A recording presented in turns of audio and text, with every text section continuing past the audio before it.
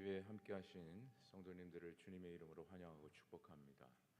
현장에서 예배 드리시는 우리 성도님들께서는 예배를 마칠 때까지 마스크를 꼭 코, 이까지 착용해 주시기를 바라겠고요.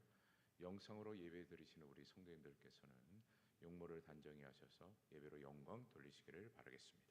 우리 다 같이 일어나셔서 모든 영광을 하나님께 찬양하심으로 3월 마지막 주 종료줄 2부 예배로 살아계신 하나님 앞에 영광을 돌리겠습니다.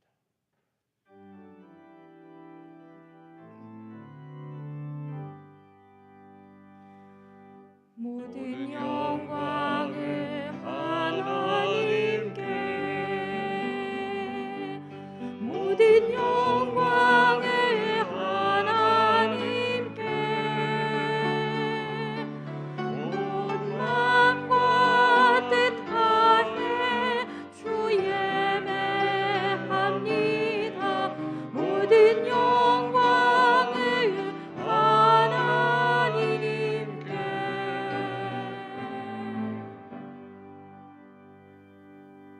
하나님은 영이시니 예배하는 자가 영과 진리로 예배할지니라.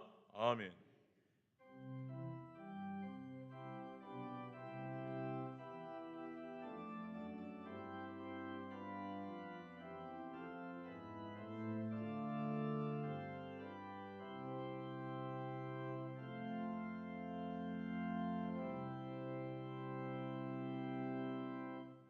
연약하고 죄로 인하여 죽을 수밖에 없는 인간들을 구원하시고자 독생자 예수 그리스도를 친히 내어주신 주 여호와 하나님께 감사와 찬양과 영광을 올려드립니다. 오늘 드려지는 예배로 십자가의 사랑을 품게 하시고 주님의 희생으로 구원의 축복이 임하였음을 기억하는 복된 시간이 되기를 주 앞에 간절히 소망하며 예수 그리스도의 이름으로 기도드립니다. 아멘.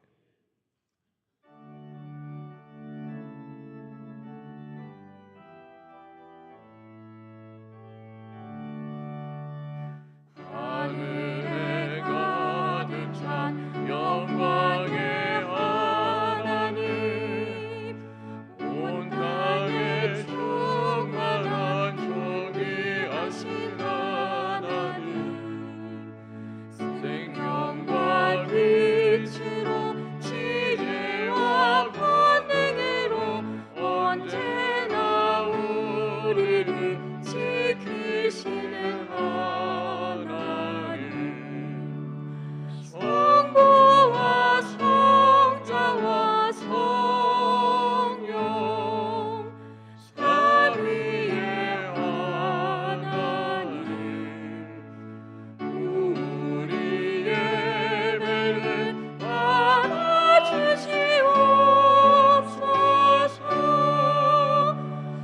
사랑이 넘치는 자비하신 하나님, 은혜가 풍성한 구원의 하나님, 자매의 심령에 평안을 주시옵고 죄악과 허물을 용서하여 주소서.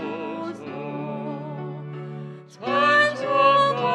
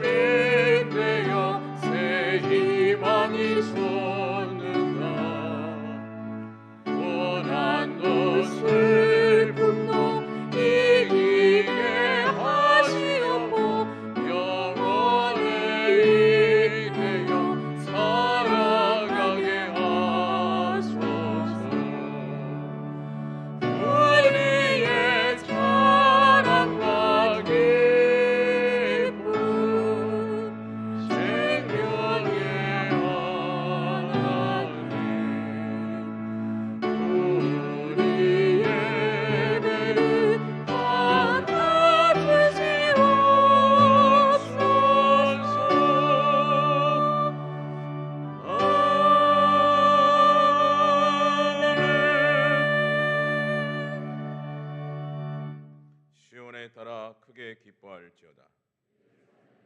즐거이 부를지어다. 보라, 내 왕이 내게 임하시나니 그는 공의로우시며 구원을 베푸시며 겸손하여서 나귀를 타시나니 나귀의 작은 것 곧 나귀의 새끼니라. 내가 에브라임의 병거와 예루살렘의 말을 끊겠고 전쟁하는 활도 끊으리니 그가 이방 사람에게 화평을 전할 것이요 그의 통치는 바다에서 바다까지 이르고 유브라데 강에서 땅끝까지 이르리라. 앞에서 가고 뒤에서 따르는 무리가 소리 높여 이르되 호산나 다윗의 자손이여 찬송하리로다. 다 같이 합독합니다. 주의 이름으로 오시는 이여 가장 높은 곳에서 호산나 하더라. 아멘. 전능하사 천지를 만드신 하나님 아버지를 내가 믿사오며 그 외아들 우리 주 예수 그리스도를 믿사오니 이는 성령으로 잉태하사 동정녀 마리아에게 나시고 본디오 빌라도에게 고난을 받으사 십자가에 못 박혀 죽으시고 장사한 지 사흘 만에 죽은 자 가운데서 다시 살아나시며 하늘에 오르사 전능하신 하나님 우편에 앉아 계시다가 저희로서 산자와 죽은 자를 심판하러 오시리라. 성령을 믿사오며 거룩한 공예와 성도가 서로 교통하는 것과 죄를 사여 주시는 것과 몸이 다시 사는 것과 영원히 사는 것을 믿사옵나이다. 아멘.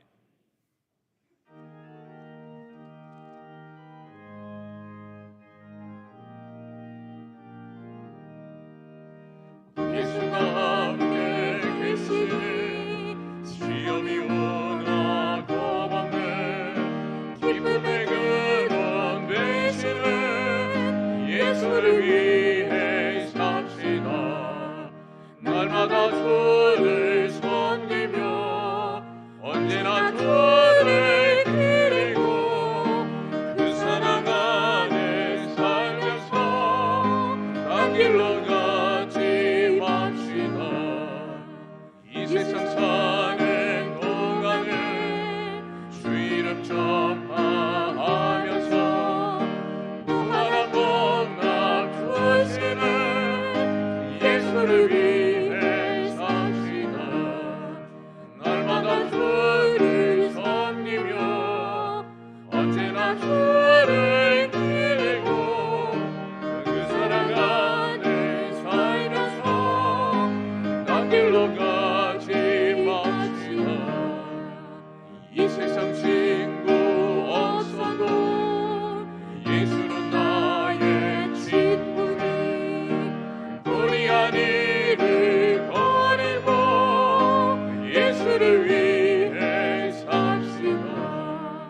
날마다 주를 섬기며 언제나 주를 기리고 그 사랑 안에 살면서 딴 길로 가지 맙시다. 주께서 심판하실때 잘했다 칭찬하리니 이러한 삶을 받도록 예수를 위해 삽시다. 날마다 주를 섬기며 언제나 주를 기리고 그 사랑 안에 살면서 딴 길로 가지 맙시다. 은혜의 하나님 아버지, 하나님의 은혜와 사랑을 감사를 드립니다. 험한 세상 속에서 우리들의 영과 육을 안전하게 지켜주시고 오늘 또 몸된 예배당으로 부르시고 각 처소에서 영상으로 하나님 앞에 예배로 영광 돌리게 하심을 진실로 감사를 드립니다. 하나님께서는 우리들을 이처럼 사랑하시지만은 저희들은 여전히 주님을 떠나 주님 앞에 주인된 모습으로 이 시간 왔습니다. 우리를 위해 흘리신 보혈로 용서하여 주시옵소서. 특별히 오늘은 종려주일 우리 주님의 고난의 십자가를 기억하며 주님 앞에 나아가게 하심을 감사를 드립니다. 우리의 허물과 죄 때문에 우리의 허물과 죄를 용서하시어 주시려고 나무 십자가에 달리시사 물과 피를 다 쏟으신 주님, 그 주님의 고귀한 희생과 사랑을 우리도 본받아 주님의 발자취를 따라가는 우리 모든 성도들이 될 수 있도록 은혜를 베풀어 주시옵소서. 하나님께서 이 민족을 세우시고 이 땅 위에 복음을 넣어주시고 복음을 통하여 풍성한 은혜를 주심을 감사를 드립니다. 이 민족과 이 백성들이 창조주 하나님을 기억하며 하나님의 지으신 목적에 순종하며 살아가는 민족이 되어서 하나님께로부터 복받는 민족 되게 하여 주시옵소서. 전능하신 하나님께서 이곳에 몸된 성방 교회를 세우시고 일하시며 영광 받으시니 감사를 드립니다.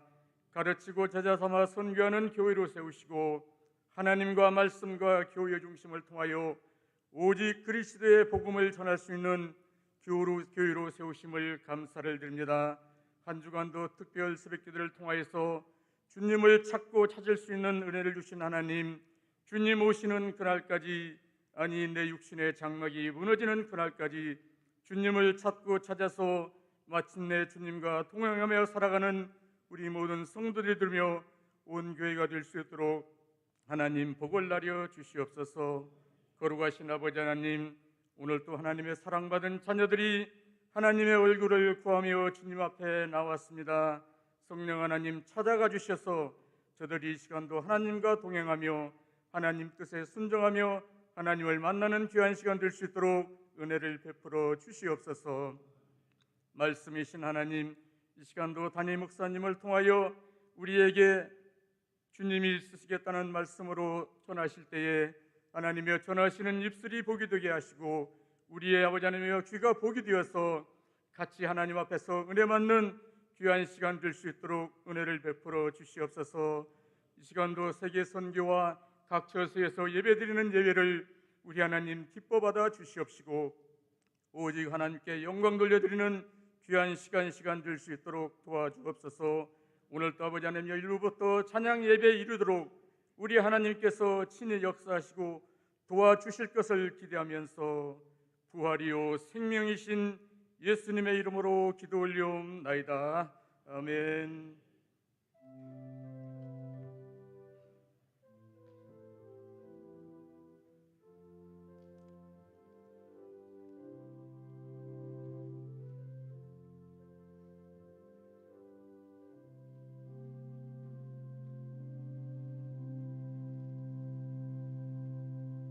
이 시간 주님께서 우리에게 주실 축복의 말씀은 신약 성경 마태복음 21장 1절에서 5절입니다.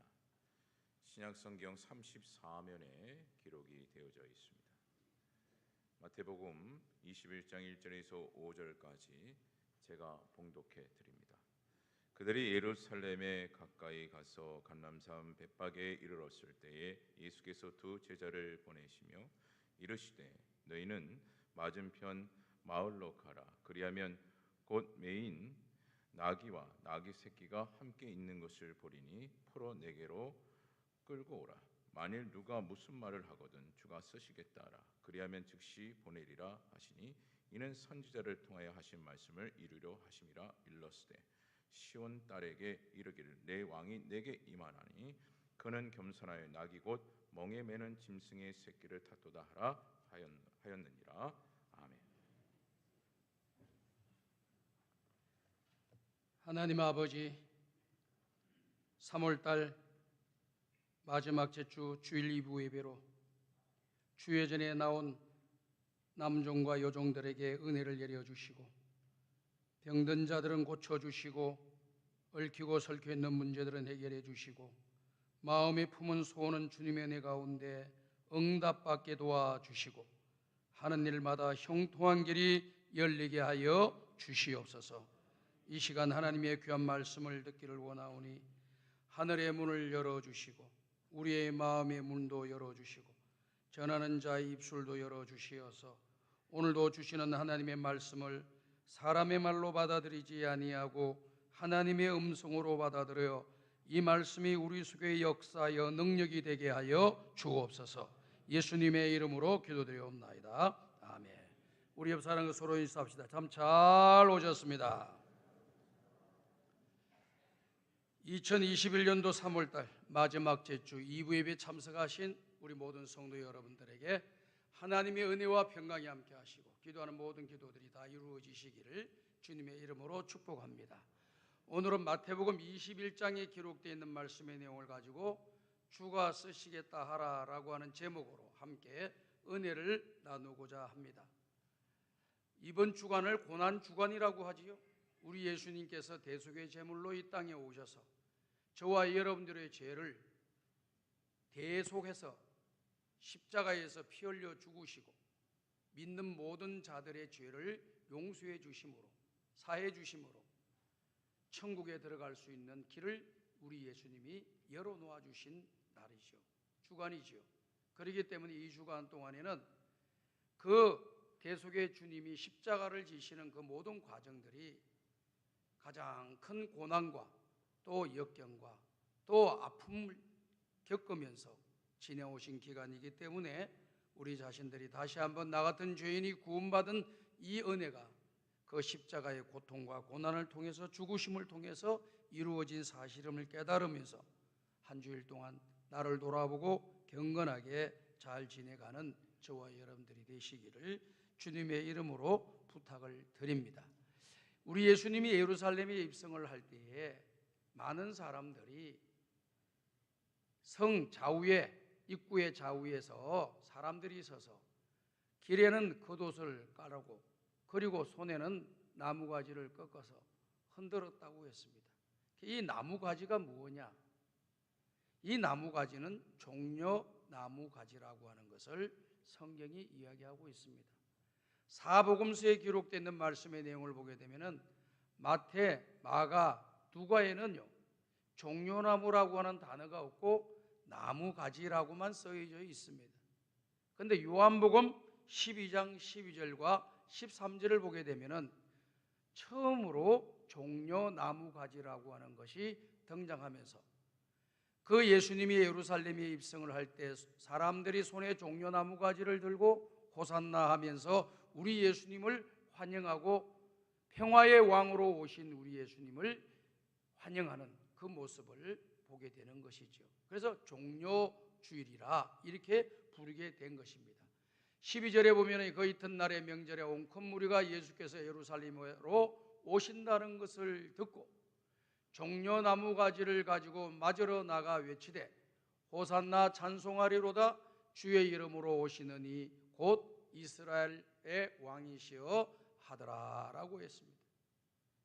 우리 예수님이 이렇게 예루살렘 성을 입성하실 때에 어떻게 입성을 했느냐 하는 것이 우리가 성경을 읽어서 잘 알 수 있잖아요. 나귀를 타고 성전을 예루살렘 성을 들어가게 되는 겁니다.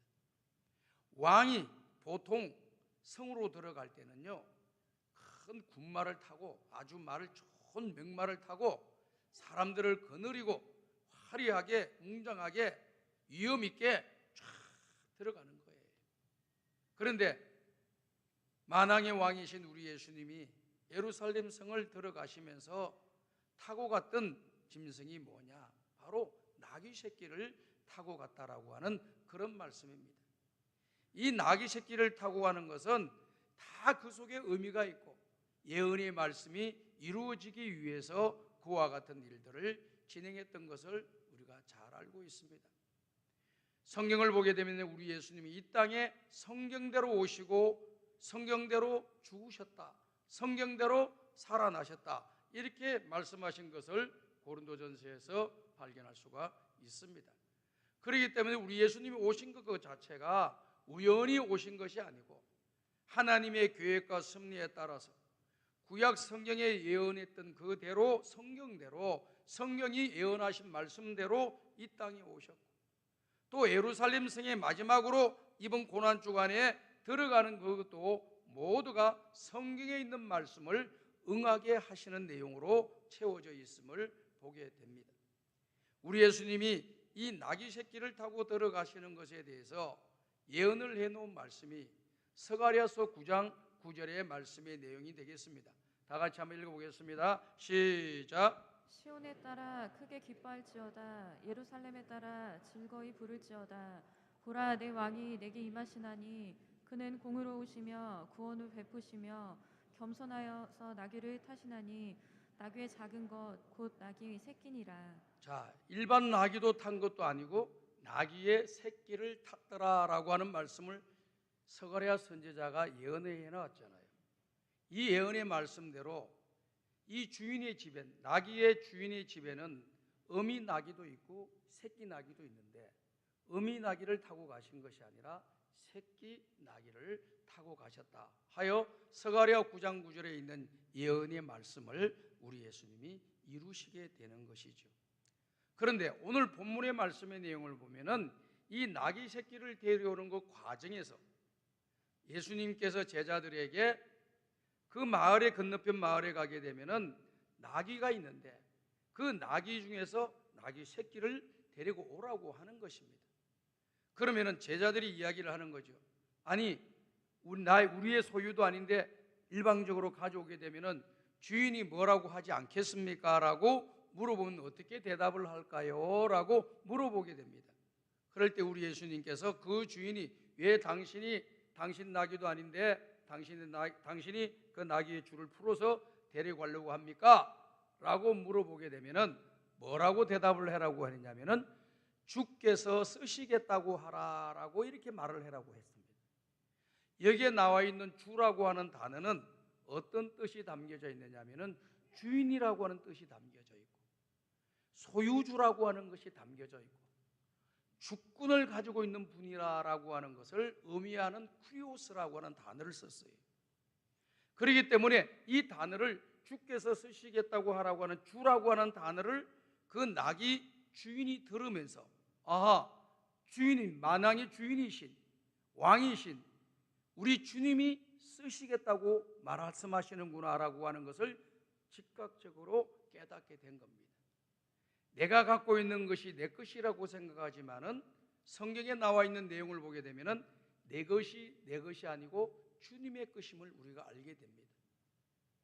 나에게 가지고 있는 모든 것들은 내가 얻고 내가 쟁취해서 가지게 된 것이라고 생각하지만은 성경에 보게 되면은 하나님이 우리에게 다 주셨음을 이야기하고 있는 것이죠. 그래서 그 주라고 하는 단어를 쓸 때는 나의 주님이십니다. 나의 소유주이십니다. 나의 왕이십니다. 그리고 나의 주권자이십니다라고 의미를 둔 단어입니다. 그렇기 때문에 그 주인이 적극적으로 이유를 달지 아니하고 주님이 쓰시겠다고 하니까 탁 내어 드렸다라고 하는 그런 말씀입니다. 그래서 주가 쓰시겠다라고 하는 것, 오늘날 우리가 이 땅의 삶을 살아가면서 쓰임을 받는다라고 하는 것은 굉장히 중요한 겁니다. 우리 학생들이, 우리 자녀들이 왜 열심히 공부를 하나요? 앞으로 내가 어디에 원하는, 자기가 바라고 있고 계획하고 있고 또 자기가 좋아하고 자기가 원하는 그런 곳에 가서 쓰임을 받으려고 열심히 노력하고 공부를 하는 겁니다. 어떤 좋다고 생각하고 사람들이 다 좋다고 생각하고 선망하는 직장일수록 더 많이 노력하고 더 많이 열심히 수고해야 되는 겁니다. 왜 그렇게 더 많이 수고하고 열심을 내어 노력을 하나요? 그곳에 쓰임 받기를 원하기 때문에 그런 것입니다. 열심히 기술을 왜 배우나요? 그 기술을 배워서 어느 곳에서 쓰임 받기를 원해서 그 기술을 열심히 배우는 겁니다. 그래서 그곳에 가서 합격이 되면은 쓰임을 받는 겁니다. 이전에도 제가 말씀을 한번 드린 적이 있지만은 제가 신방을 가보니까 우리 집사님의 가정에 아들이 하나 있는데 그 아들이 대학을 졸업을 했습니다. 이제 취직을 해야 될 거 아닙니까? 그동안 공부를 많이 해왔고 나름대로 열심히 준비를 해왔습니다.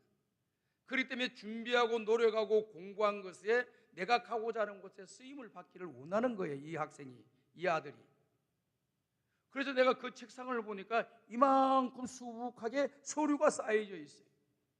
이게 뭐냐라고 물어봤더니 직장에서 구직하겠다라고 하는 내용이 나오고, 그러면 그 직장이 내가 가고 싶어하는 그런 직장이라고 한다면은 그곳에다가 이 모든 관계되는 서류를 집어넣기 위해서 이만큼 쌓아놓은 거예요. 하나 있는 게 아니고 한 10개 이상 되더라고요. 그 10개 쌓아놓고 요곳에서 안 되면 다른 곳으로, 또 다른 곳으로 여러 군데 넣어서 내가 원하는 그 직장에 이런 곳에서 쓰임 받으려고 그렇게 준비를 해놨더라고요. 미안하지만은 너 써놓은 서류를 한번 보자. 그래서 내가 서류를 한번 봤습니다. 이력서가 나와 있지요. 그 다음 가족증명서가 나와 있지요. 학교 성적이 쫙 나와 있어요. 그런데 내가 중요하게 본 것은 뭐냐? 자기소개서 하면서 뭐라고 써를 써놨느냐면 그 안에 내용이 회사에서 나를 뽑아주시면, 당신이 나를 뽑아주시면 회사에서 열심히 일하고 회사에 유익된 사람이 되고 또 실망시켜드리지 않겠습니다. 저를 뽑았다고 하는 것이 잘했다고 하게끔 최선을 다하겠습니다. 이런 내용으로 가득 채워져 있더라고요. 이야, 직장 들어가려고 해도 내가 잘하겠다, 꼭 불러주시면은 이 회사에서 써주시면은 내가 이런 일을 해서 회사에게 유익이 되고 도움이 되고 회사 발전에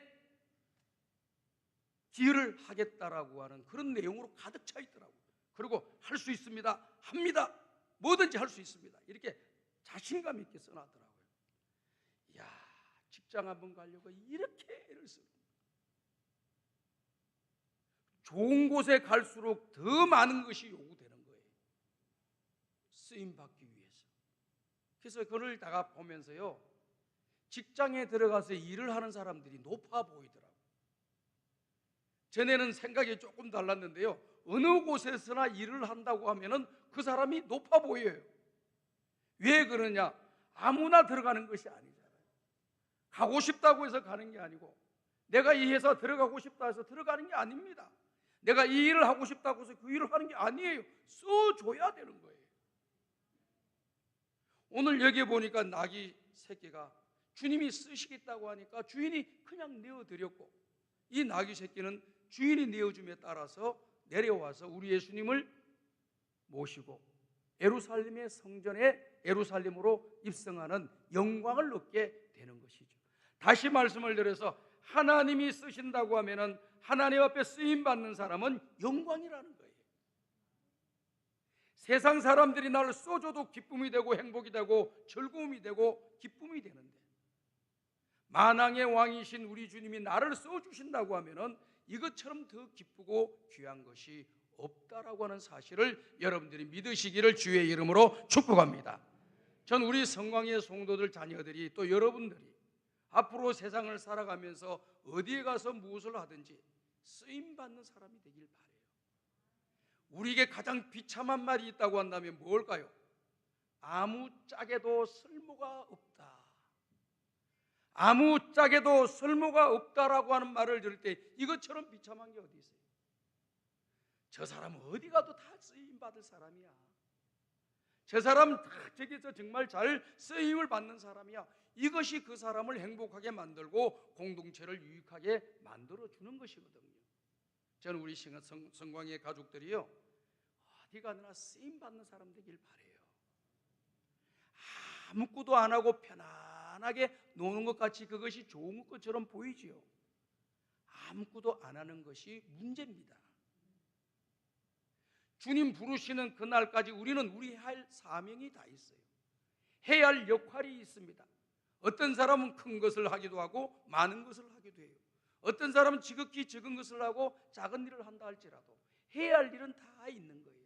어느 모양으로든지 쓰임받는 것이 중요하지, 큰 것에 쓰임받았다고 해서 중요한 것이라고 할 수 있겠지만은 성경에 보면은 큰 일에도 충성하지 않으면은 큰 일을 맡은 사람이 하나님 앞에서 책망을 받는 사람으로 바뀌는 것을 보게 됩니다.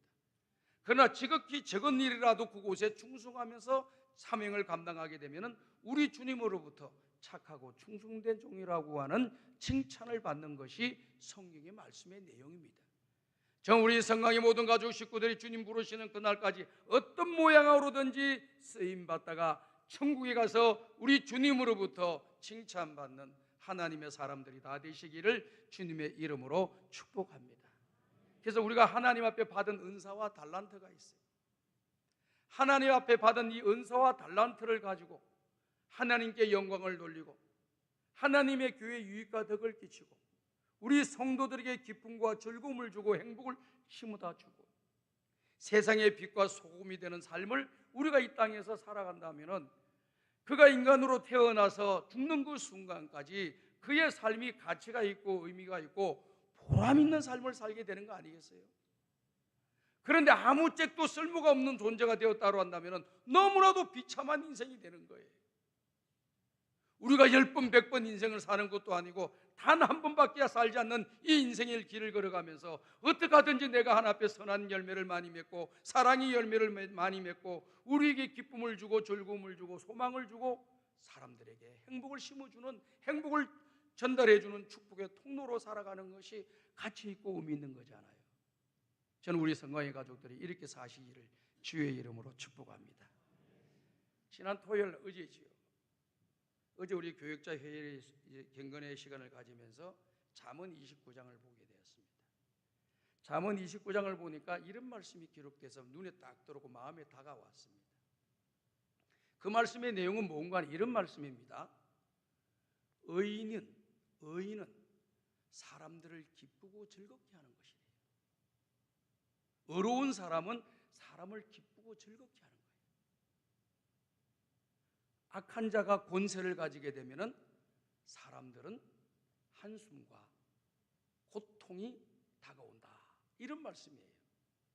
그러니까 사람들에게는, 모든 사람들에게는요, 권세가 있고요, 또 책임이 있는 거예요.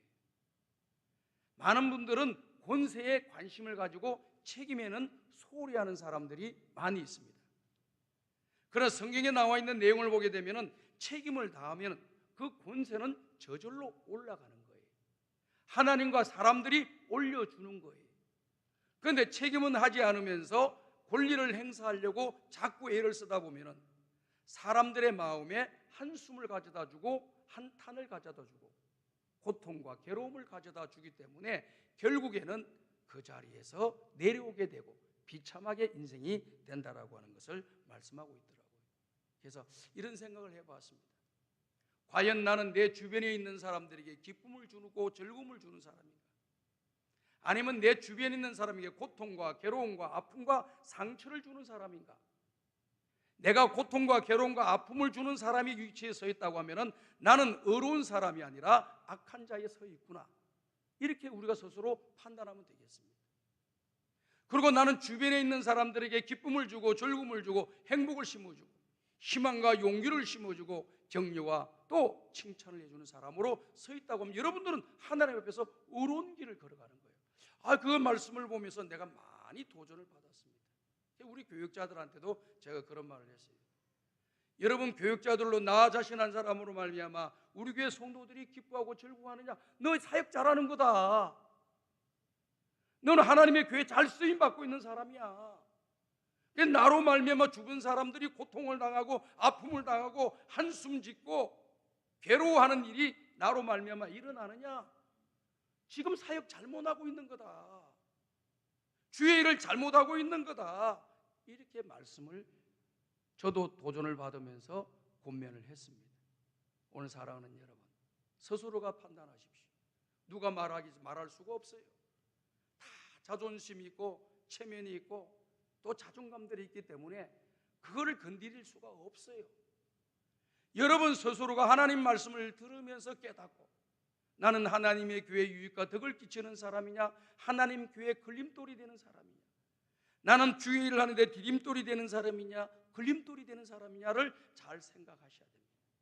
그래서 우리 성도들을 기쁨의 길로, 소망의 길로, 감사의 길로, 행복의 길로, 은혜의 길로 이끌어주는 저와 여러분들이 되시기를, 그렇게 쓰임 받으시기를 주의 이름으로 축복합니다.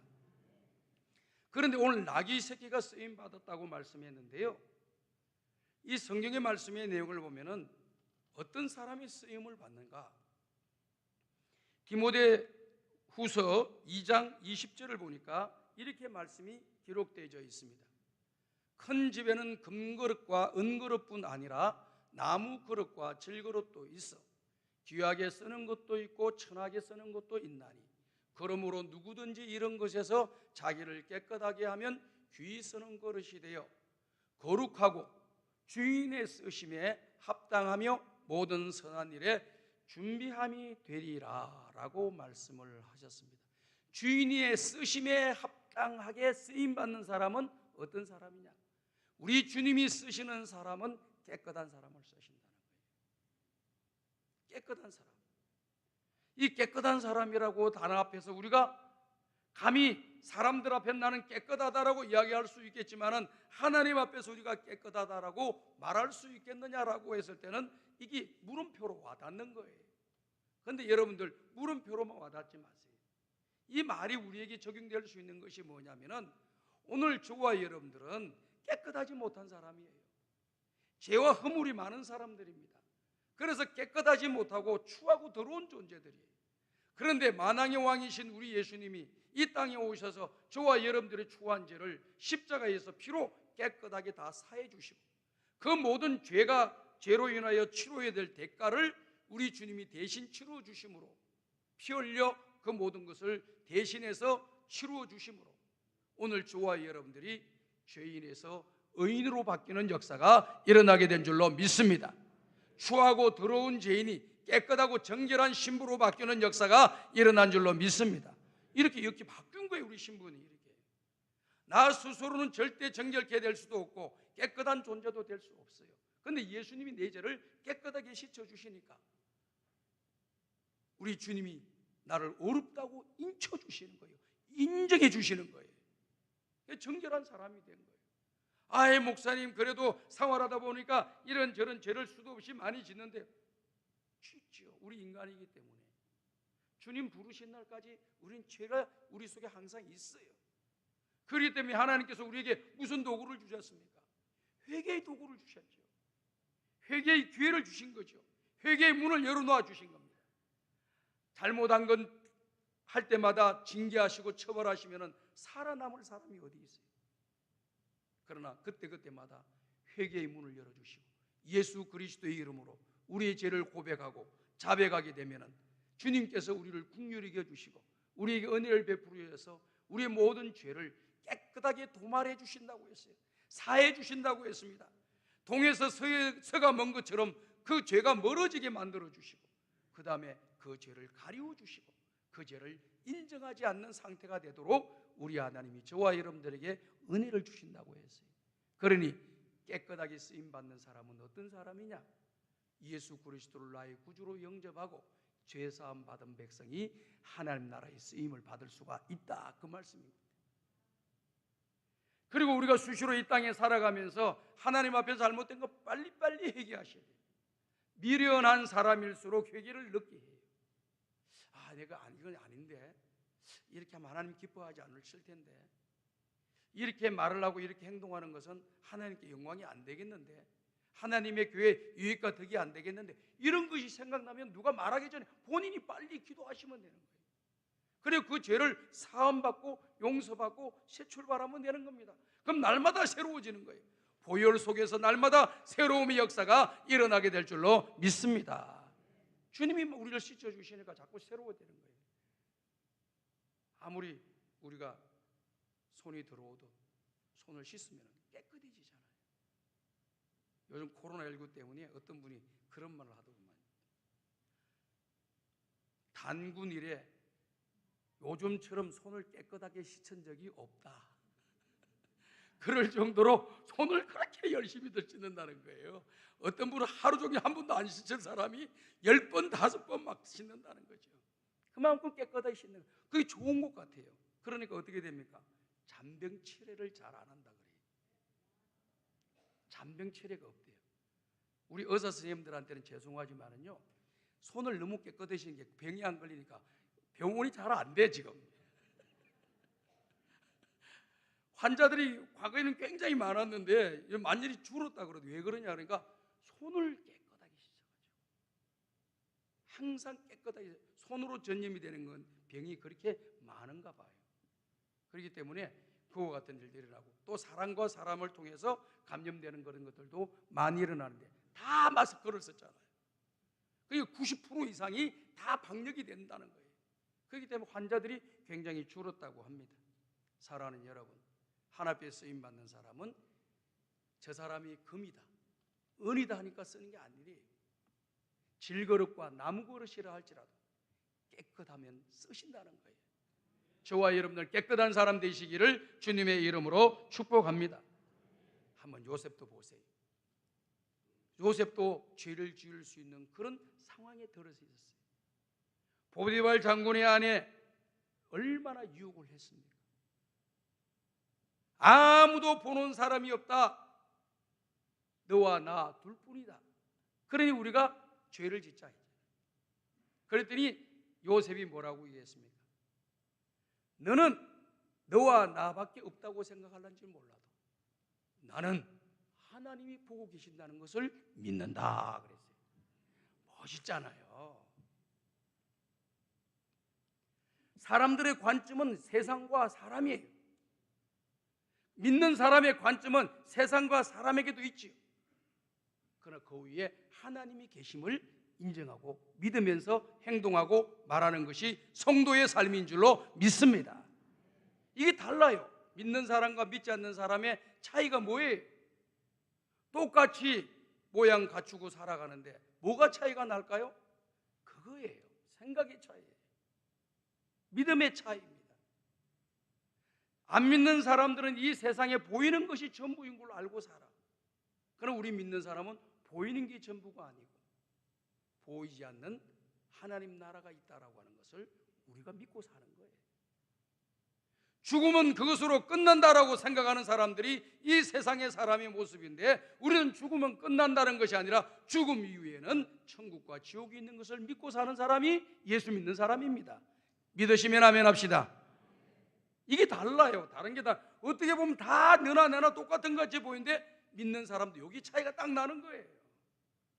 요셉 같은 사람도 야 세상에 다 아무도 이런 거 당연한 거야 뭐 이렇게 뭐 아무 문제 없는 거야 라고 이야기해도 하나님이 싫어하시는 거니까 안 된다 하고 딱 끊어버리는 거예요. 그러니까 하나님이 그 사람을 쓰셔가지고 나라의 제2인자로 만들어서 수많은 사람들이 가뭄과 기근과 흉년으로 죽어가야 될 사람들을 살리는 하나님 나라의 위대한 인물로 하나님이 써주시는 것 아닙니까? 디모데도 한번 보세요. 사도 바울이 디모데에게 한 말이 이런 말이 기록되어 있는 것을 우리가 디모데전서에서 보게 됩니다. 너 속에서 거짓 없는 믿음이 있는 것을 내가 아노라. 너 속에 거짓 없는 믿음이 있는 것을 내가 안다 그랬어요. 무슨 말입니까? 믿음도 거짓이 있고 거짓이 없는 것이 있다라고 하는 것을 이야기하는 거죠.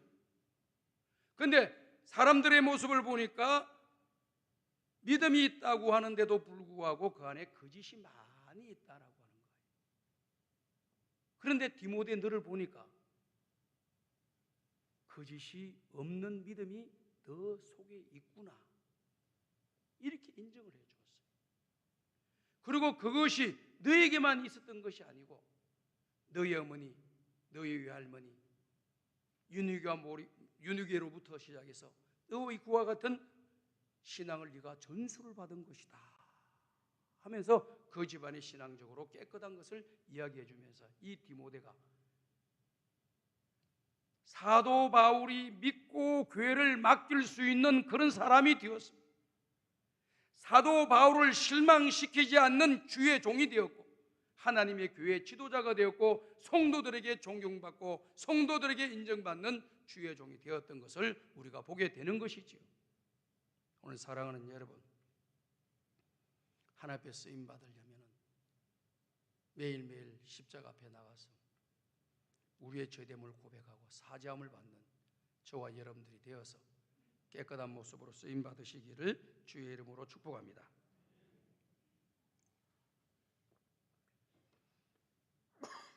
두 번째는요, 마태복음 11장 29절과 30절 보면은 이 말씀을 하고 계십니다. 다 같이 한번 읽어보겠습니다. 시작. 나는 마음이 온유하고 겸손하니 나의 멍에를 메고 내게 배우라. 그리하면 너희 마음이 쉼을 얻으리니 이는 내 멍에는 쉽고 내 짐은 가벼움이라 하시니라. 우리 예수님이 이런 말씀하셨죠. 우리 예수님이 사역을 하실 때에 많은 사람들이 예수님의 말씀을 듣고 다 깨달음을 얻고 놀래고 즐거워하고 그 말씀을 들으면서 행복했다고 합니다. 그러시면서 우리 예수님께서 말씀하시기를 나를 따라와서 선생님한테, 우리 예수님한테 배우려고 하는 사람들이 많이 있는데 너희들이 나를 따라와서 나에게 배우려고 하느냐 하면서 이 말씀을 해주신 거예요. 나는 마음이 온유하고 겸손하다. 너희는 내게 와서 이것을 배우라. 온유라고 하는 말씀이 영어 성경을 쓴 걸 보니까요, 지난주 우리가 헌신 예배 때 이관직 교수가 와서 온유라고 하는 단어를 쓰면서 영어 단어 2개를 썼더라고요. 하나는 kind, 하나는 gentle이라고 하는 단어를 썼어요. 온유하다라고 하는 것이 영어 성경에서 표현하기를 친절하다라고 하는 뜻이에요. 친절함을 갖고 있는 사람은 온유한 사람이에요. 점잖함을 갖고 있는 사람은, 점잖한 것이 있는 분은, 그분은 온유한 사람이라는 겁니다. 우리가 삶을 살아가다 보면 직업이 다양하잖아요. 어떤 사람은 가르치는 그런 직업이 있고, 어떤 사람은 예술하는 그런 직업도 있고요. 어떤 사람은 이렇게 사무, 또 기술직 이런 것도 일을 할 수 있어요. 어떤 분은 또 노동 현장에서 일을 할 수가 있고, 어떤 분은 또 수산물 이런 데서 할 수가 있습니다. 제가 이렇게 가만히 생각을 해봤어요. 세상에서 돌아다니는 그런 이야기들이 어떤 이야기들이 돌아다닙니까? 거친 직업을 하시는 분들이 말이 거칠다. 거친 직업에 있으신 분들이 행동이 거칠다. 이런 말을 제가 많이 들었어요. 왜 그러냐? 그곳에 가니 거친 일을 하다 보니 거친 말이 나오고 거친 행동이 나오는 거예요. 그 영향을 받을 수밖에 없는 것이 우리 인생인 것 같아요. 우리가 그런 곳에 우리가 종사를 하고 일을 한다 할지라도 우리는 예수님을 믿는 사람들이잖아요. 아멘. 그 사람들은 그렇게 거칠게 말하고 거칠게 행동하더라도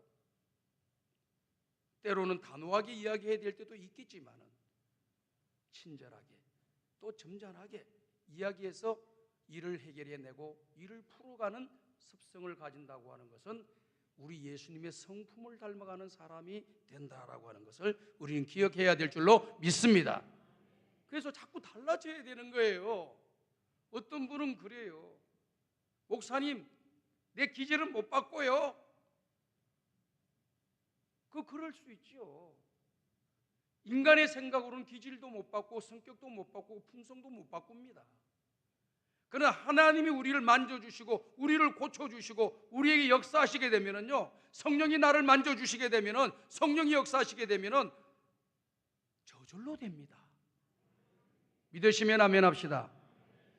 자꾸 나를 나세우면 절대 못 고쳐요. 그러나 주님이 보고 계시고 주님이 나를 만져주시고 주님이 나를 연단시키면은 우리는 저절로 그렇게 되는 거예요. 거칠은 말을 하던 사람들이 부드러운 말로 바뀌어요. 거친 행동하던 사람들이 사람들에게 친절하게 대하는 그런 모습으로 바뀌는 역사가 우리 교회 안에만 있는 줄로 믿습니다.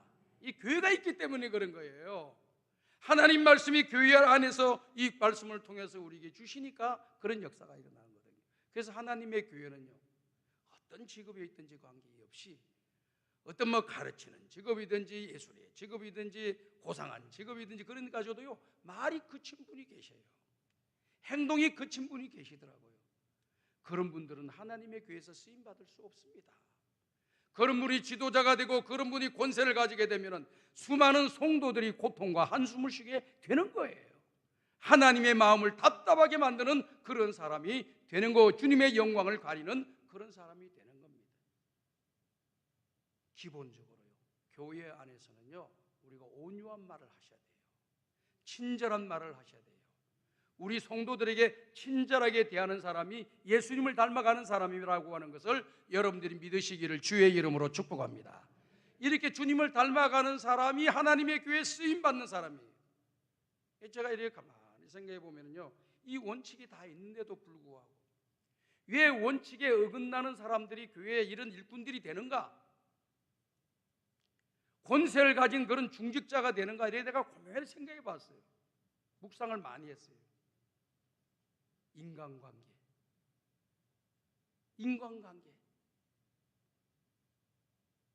오래 사귀었다. 우리 가족이다. 우리 친척이다. 동창이다. 동양이다. 이런 것들이 작용이 돼가지고요, 그 직에 안 가야 될 사람들이 직에 들어가게 되더라고요. 그분이 그렇게 들어가서 은혜를 받아가지고 그 품성이 예수님의 성품을 닮아가는 길로 걸어간다면 너무 좋은 거죠. 그런데 그렇게 되시는 분들도 계시지만은요, 어떻게 보면은요, 그렇지 못한 분들, 여전히 자기 고집, 자기 기질, 자기 성격으로 하나님의 교회에서 활동하시는 분들이 있습니다. 하나님의 교회에 해악을 끼치는 그런 일들도 하게 되는 것이죠. 한국 교회에 여러 가지 일어나는 문제들이 어디에서 나옵니까? 바로 잘못된 그런 모습 속에서 그와 같은 일들이 일어나는 것입니다. 오늘 저와 여러분들은 하나님의 쓰임 받을 때 온유하고 겸손하신 우리 예수님을 본받는 믿음의 사람들이 되어서 주님 부르신 날 그날까지 하나님의 교회에서 큰 일이든지 적은 일이든지 눈에 띄든지 띄지 않든지 쓰임을 받으면서 천국 가시고 하나님 앞에 칭찬받고 자손들에게 복을 물려주는 믿음의 사람, 하나님께 쓰임받는 주의 종들이 되시기를 주의 이름으로 축복합니다. 또 보니까 어떤 사람이 쓰임을 받느냐고 하면은요, 신명기 28장 2절과 6절에 기록되어 있는 말씀의 내용을 보니까 하나님을 경외하고 하나님 말씀에 순종하는 그 사람들은 들어가도 복을 받고 나가도 복을 받게 될 것이다라고 하는 것을 말씀해 주고 있습니다. 그러니까 하나님 말씀을 잘 듣고 그 말씀을 순종하는 그런 사람에게는 복이 임한다는 겁니다. 이 복이 뭘까요? 하나님께 쓰임 받는 사람이 되는 거예요. 그래서 우리가 어느 직장에 들어갔다 그러면 남들이 원하는 그런 직장에 우리 교우들 자녀들이 들어갔다고 해보세요. 아이고 잘했네, 하나님께 복을 받았네, 이렇게 이야기를 하잖아요. 복 받았다 그러는 거예요. 뭐가 복을 받았습니까? 자기가 좋은 곳에, 원하는 곳에 쓰임 받을 수 있기 때문에 복을 받았다 그러는 거예요. 오늘 저와 여러분들이 하나님 말씀을 잘 경청하고 그 말씀에 순종하여 믿음의 길을 걸어가게 되면 하나님께서 복을 내려주시는데 어떻게 내려주시느냐? 들어가도 복을 받고 나가도 복을 받는다는 거예요. 이것처럼 복된 인생이 어디 있습니까? 내가 이 동네 가도 복을 받고 저 동네 가도 복을 받고, 내가 이 회사 가도 복을 받고 저 회사 가도 복을 받고, 이런 일을 해도 복을 받고 저런 일을 해도 복을 받는 것, 얼마나 아름다워요. 전 우리 성광이 성도들이 이렇게 다 쓰임받으신, 순종해서 쓰임받는 주의 종들이 다 되시기를 주님의 이름으로 축복합니다. 제가 이 말씀을 준비하다 보니까 재미있는 이야기가 있어서 하나 이야기하려고 합니다. 옛날이나 지금이나 시골에 가면 잔치를 할 때 돼지를 잡는다고 해요. 어느 가정에서 잔치를 해야 되는데 무엇을 잡아가지고 잔치를 해야 될까 하고 집에 보니까 소가 있더래요. 소를 잡을까 하고 소한테 갔어요. 소가 짐작을 딱 하고 자기를 잡아 잔치를 하려고 하는 줄 알고 주인님에게 이야기를 했답니다. 주인님, 저를 잡아 잔치에 쓰신다면 논농사일 밭농사일은 누가 합니까? 주인님이 고생하시면서 해야 되는 거 아닙니까? 가만히 보니까 그렇구나, 논농사일에 쓰임받고 밭농사일에 쓰임받고 이런저런 힘든 일에 다 쓰임받는구나. 아이고 너는 없으면 빠지면 안 되겠다, 넌 빠져, 이렇게 싹 뺐어요. 그 다음 쓱 봤더니 요즘은 이런 말 하면 욕먹어요.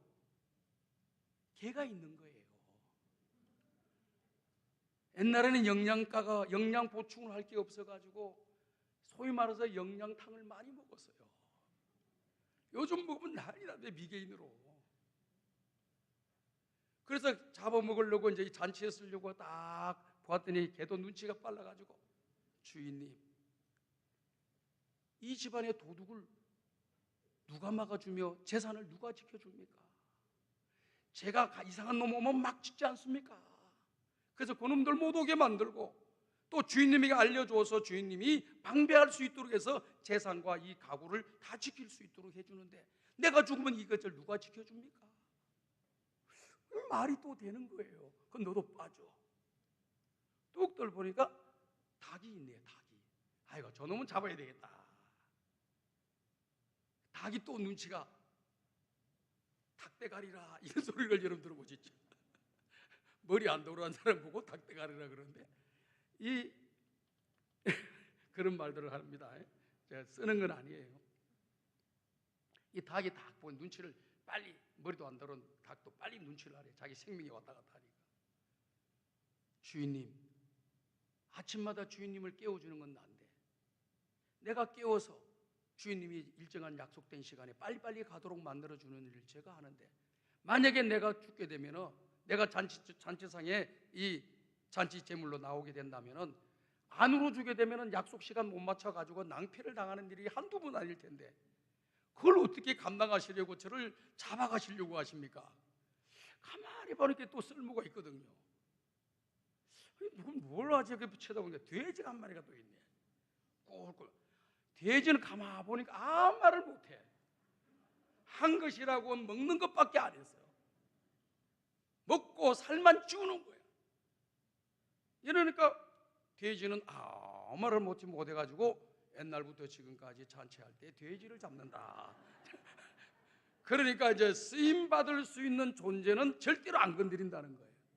아무런 쓸모가 없는 존재들은 그냥 처리해버린다는 거예요. 아이고, 그래서 깜짝 놀랐습니다. 너도 주님 부르신 날까지 쓰임 받다가 천국 가야지.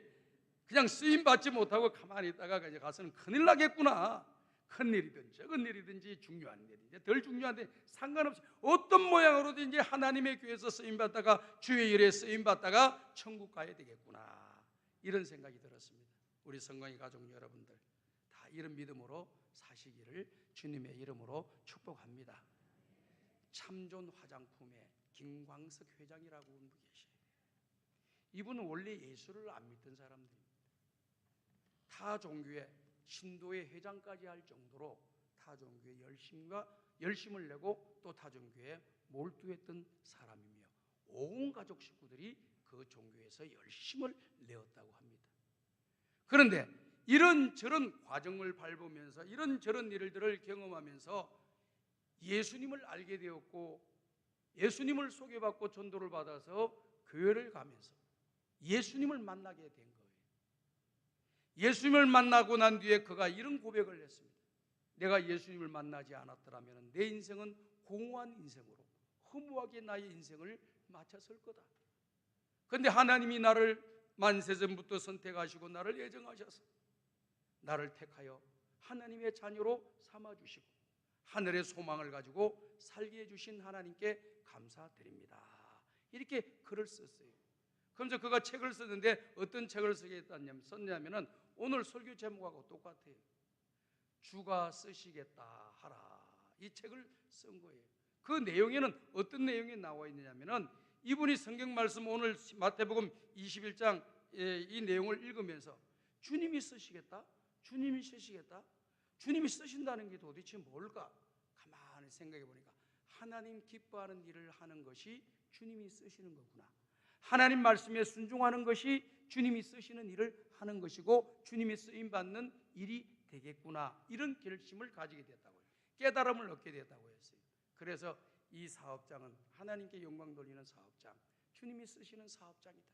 그래서 11조일은 10분의 1, 11조는 반드시 하나님 앞에 드리고 그리고 하나님 앞에서 이 새벽기도의 생활을 이어나가고 그리고 하나님께서 맡겨주신 사명에 무조건 충성하고 순종하기로 결심했다고 하는 그런 내용으로 글이 써져 있습니다. 하나님 앞에 쓰임받는 것은 주님 앞에 순종하는 거예요. 순종하지 않는 것은 쓰임받는 것과 아무런 관계가 없는 거예요. 우리는 하나님의 교회에서 필요로 한다고 하면은 주님이 필요로 한다고 하면은 쓰임받는 저와 여러분들이 되시고 거절하거나 핑계대거나 또 그것을 밀어내는 사람이 되지 말고 수용하셔서 잘 수용하셔서 하나님께 쓰임받는 주의 종으로 평생토록 하나님께 영광 돌리며 복을 받으시기를 주님의 이름으로 축복합니다. 하나님 감사합니다. 오늘도 주신 말씀을 마음에 담고 평생토록 하나님 앞에 쓰임 받다가 천국 가게 하여 주옵소서. 세상의 빛과 소금 되게 하여 주시옵소서. 하나님의 교회 유익과 덕을 끼치고 주님 앞에서는 늘 칭찬받는 성공하는 인생, 가치 있는 인생, 의미 있고 보람 있는 삶을 살아가게 하여 주옵소서. 예수님의 이름으로 축복하며 기도하옵나이다. 아멘.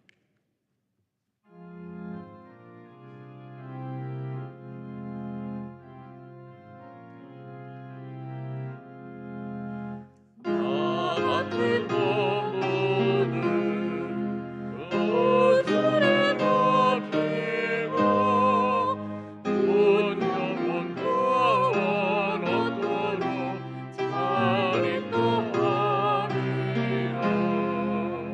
부르심 받으러 내 영체 섬기며 우주의 뜻을 따라서 내 정성 다하리. 주 앞에 모든 일 잘 행케 하시고 이후에 주님을 올 때 상받게 하소서. 항상 깨어서 늘 기도드리며 내 믿음 변치 않도록 날 도와주소서.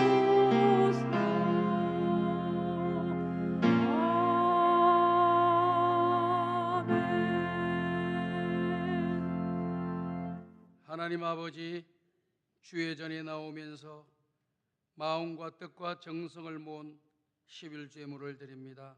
성경금을 드립니다. 장한금을 드립니다. 여러 가지 감사의 내용을 담아 주님 앞에 감사의 예물을 올려드립니다. 모든 예물 기쁘게 받아주시고 저들의 삶 가운데 베푸는 삶이 될 수 있도록 축복해 주시고 항상 감사할 일들이 많아지게 하여 주시어서 감사하며 살아가는 복된 인생의 길을 걸어가고 하나님께 쓰임받고 하나님께 영광 돌리는 삶을 살아가게 하여 주옵소서. 예수님의 이름으로 기도드려옵나이다. 아멘.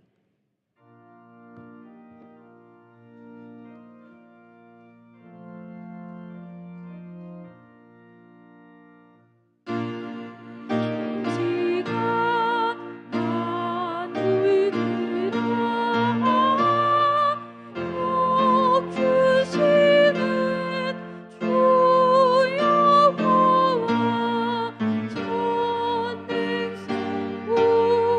성자 성령 찬송하고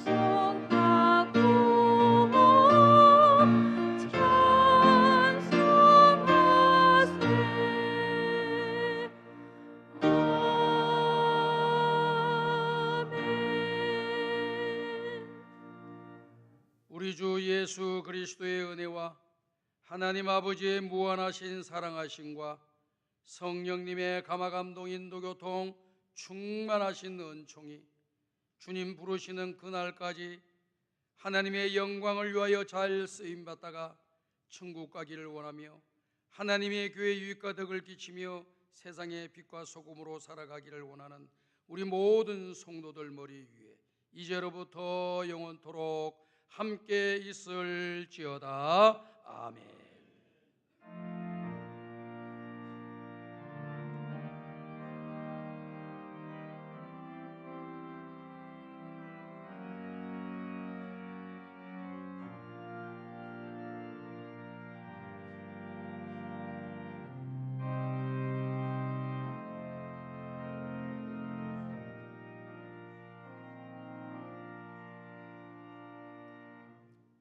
자리에 앉아 주시기 바랍니다.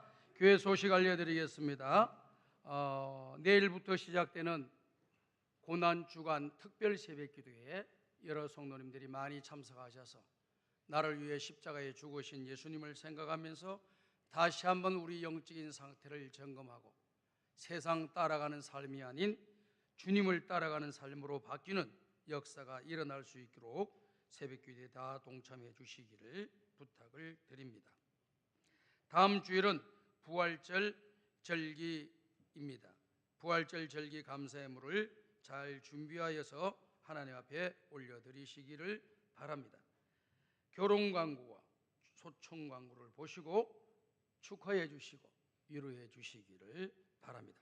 찬송가 428장을 부르면서 주일 2부 예배를 모두 마치겠습니다. 안녕히 돌아가시고 한 주일 동안 승리하시기 바랍니다.